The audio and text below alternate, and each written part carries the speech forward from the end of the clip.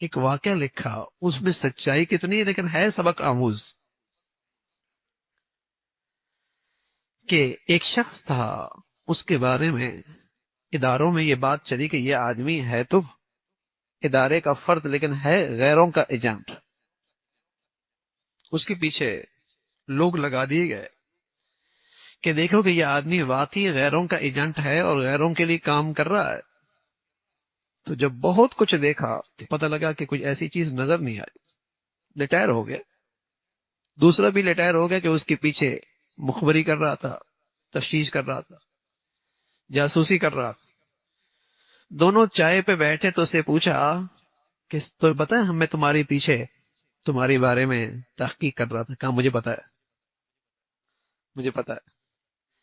کیا یہ بتاؤ اب تم بھی ریٹائر ہو گئے، میں بھی ریٹائر ہو گئے، آیا واقعی تمہارے اندر یہ چیز تھی کہ تم غیروں کے لیے کام کر رہے تھے؟ کہاں کر رہا تھا؟ کیا کام کر رہا تھا؟ کیا کام یہ کر رہا تھا جتنے اہل لوگ ہوتے انہیں سائڈ پہ کر دیتا، نئے اہل لوگوں کو اوپر بھیج دیتا.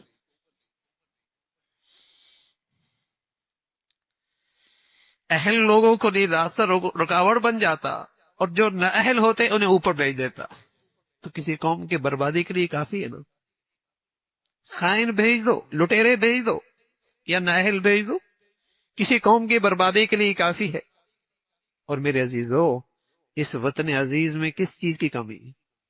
کیا کچھ اللہ نے اس ملک کو نہیں دی ہے، لیکن 70 سال میں بدقسمتی سے کسی کی توجہ یہ نہیں رہی کہ یہاں اس قوم میں دیانت بھی پیدا کر دے، اہلیت بھی پیدا کر دے. اس کام کو تو ہم نے کام سمجھا ہی نہیں نا. اگر آج اپنے قوم کا مستقبل دیکھنا چاہتے ہیں تو آج کے تعلیمی ادارے دیکھ لو، بتائیے وہاں اہلیت کتنی ہے، دیانت کتنی ہے، سچائی کتنی ہے، حیا کتنی ہے، ایمان کتنا ہے، غیرت کتنا ہے. تو پتہ چل جائے گا اس قوم کا کل کیا ہے. اس قوم کا کل کیا ہے. 60% 70% لڑکے نشہ کر رہے ہیں، آوارہ ہیں، عفت پاک دامنیہ کا جنازہ نکل چل رہا ہے، شرم و حیا ختم ہو گئی، اور پھر امید رکھیں کہ یہ قوم اپنے پاؤں پہ کھڑی ہو. جس چیز سے اہلیت پیدا ہوتی تھی، دیانت پیدا ہوتی تھی، ہم نے تو اس کا راستہ ہی بند کر دیا نا ان تعلیمی اداروں میں، کہ کہیں ایمان آنے نہ پائے، کہیں دین آنے نہ پائے، کہیں حیا آنے نہ پائے، کہیں یہاں غیرت آ ہی نہ جائے، کہیں اللہ کا نام یہاں کہیں آ ہی نہ جائے. ہم نے تو اس دیانت کا راستہ ہی روک دیا نا. دیانت تو ایمان سے پیدا ہوتی ہے بھائی، دین سے پیدا ہوتی ہے، خوف خدا سے پیدا ہوتی ہے، بارگاہ خداوندی میں حاضری کا ڈر، اللہ کے سامنے حاضر ہونا ہے، اس سے دیانت پیدا ہوتی ہے. باقی قانون کی رسائی تو ایک حد تک ہے، قانون کی پہنچ بھی ایک حد تک ہے، لیکن دیانت، اللہ کا خوف، اللہ کا ڈر. تو قومی ذمہ داریاں ہوں یا انفرادی زندگی کی ذمہ داریاں ہوں، بتائیے آج ہر ایک کو رونا کیا ہے. لوگ کہتے ہیں ملازمتیں نہیں ہیں، لیکن سچی بات کیا ہے، جن کو افراد کی ضرورت ہے وہ کیا کہتے ہیں؟ اہلیت نہیں. لوگ کہتے ہیں ملازمتیں نہیں ہیں، لیکن جن کو ضرورت ہے وہ کیا کہتے ہیں؟ دیانت نہیں ہے، اہلیت نہیں.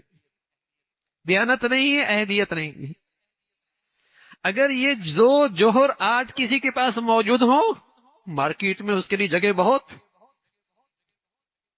مارکیٹ میں اس کے لیے جگہ بہت. اہلیت ہو، دیانت ہو، اس چیز کی صلاحیت ہو، اللہ کا ڈر ہو، خوف خدا ہو، یہ سارا حسن تو ہمارے دین کا حصہ تھا.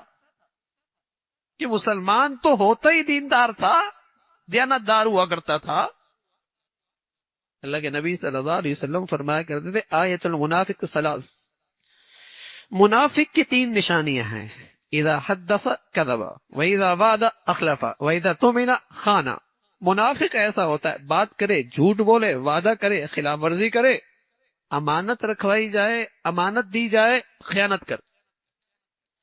اور روایت میں رسول اللہ صلی اللہ علیہ وسلم نے اس سے آگے بات کہی وَإِن صَامَ وَصَلَّى وَزَعَمَ أَنَّهُ مُسْلِمٌ. فرمایا اس کے کردار میں، اس کی سیرت میں، اس کے کریکٹر میں منافقین کی نفاق کی علامتیں ہیں، اگرچہ نماز پڑھے، اگرچہ روزہ رکھے اور اپنے آپ کو مسلمان سمجھے۔ وَإِنْ صَامَ وَصَلَّى وَزَعَمَ أَنَّهُ مُسْلِمٌ، اگرچہ نماز پڑھے، روزہ رکھے اور اپنے آپ کو مسلمان سمجھے، لیکن یہ اپنے کردار کے لحاظ سے اپنے اندر نفاق رکھتا، اس کے اندر منافقت کی علامتیں ہیں، جھوٹ بولتا ہے، خلاف ورزی کرتا ہے، خیانت کرتا ہے، ذمہ داریاں سپرد کی جائیں، ذمہ داریوں پر کسی کو لے کے آ رہا ہے، خیانت کر رہا ہے، نہ اہلوں کو دے رہا ہے، خائنوں لوگوں کو دے رہا ہے، منافقت ہے، یہ تو منافقت ہے۔